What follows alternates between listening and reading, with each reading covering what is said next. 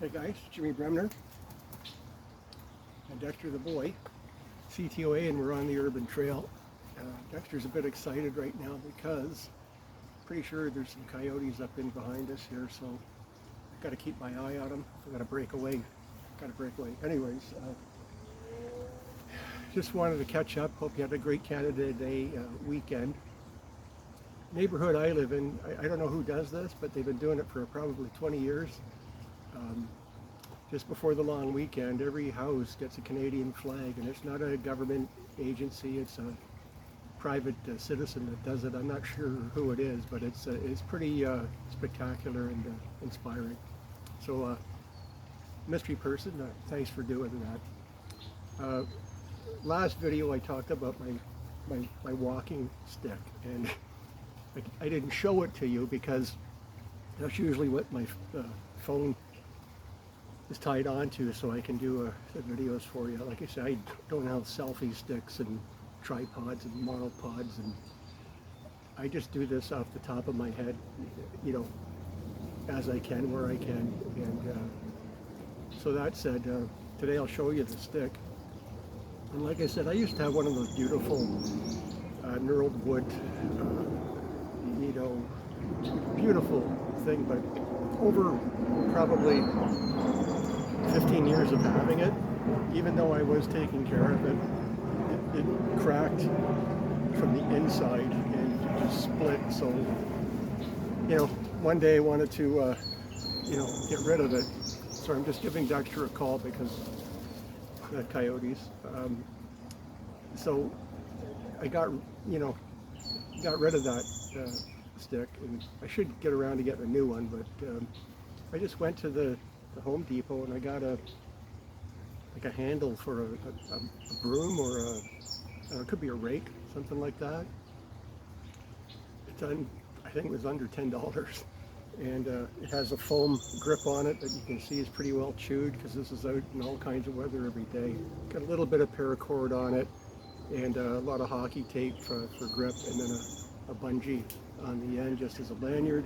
And like I say, I drilled a hole, put in a screw, epoxy that in there, and that's simply so I have some grip, especially in the winter time or in the slick mud here.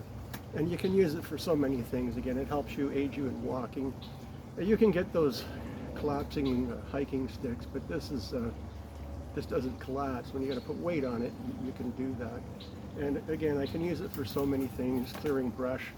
If you were to tie some pine boughs on the bottom when you're making a camp, you can use it as a makeshift broom. There's so many things you can do with it. It helps with balance. It helps, again, with coyotes and things like that out. It helps me, you know, push them off if I have to. We've had to do that, Dexter and I. So I think the walking stick is a great thing to have with you. Now again, you can put as much paracord. Some people make survival walking sticks with, you know, a saw and a small blade under the paracord and tape and all of that type of stuff. But I carry that in my bag or in my pockets, and yeah, I could do that. But you know, I can't make everything that I carry into some kind of survival implement. It gets exhausting, you know. So it's just, like I say, it's just a broom handle, rake handle, under $10, can't go wrong. And if it breaks, yeah, I'll get another one. So I was just coming through the bush here, and I came across, this is a wild grapevine, and it grows, it can get around, you know, 1.5 inches thick, but it's great because you can take the bark off of it, and you can use that as fire building materials. And if you get one, the end of this is quite damp now, and it will actually wick water out. So if you were to take that, put it into a water bottle, and over time it would gather some water for you, and it would be safe to drink. So again, wild grapevine, see it everywhere.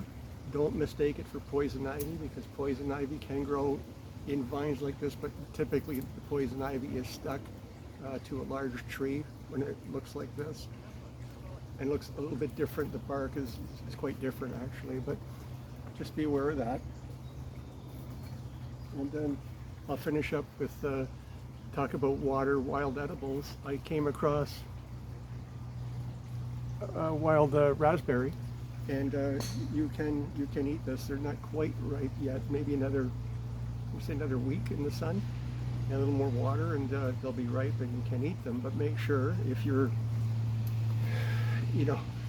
going to take on a wild edible, it's something that you're very familiar with. You tried it before in the past and had no issues. Blueberry, wild raspberry, chestnut, things like that. Other things, I've gone through this before, just not a good idea. Okay, you're going to get sick.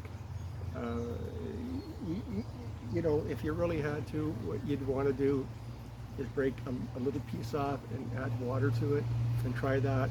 Go an hour, see how you feel, and then maybe a bit more.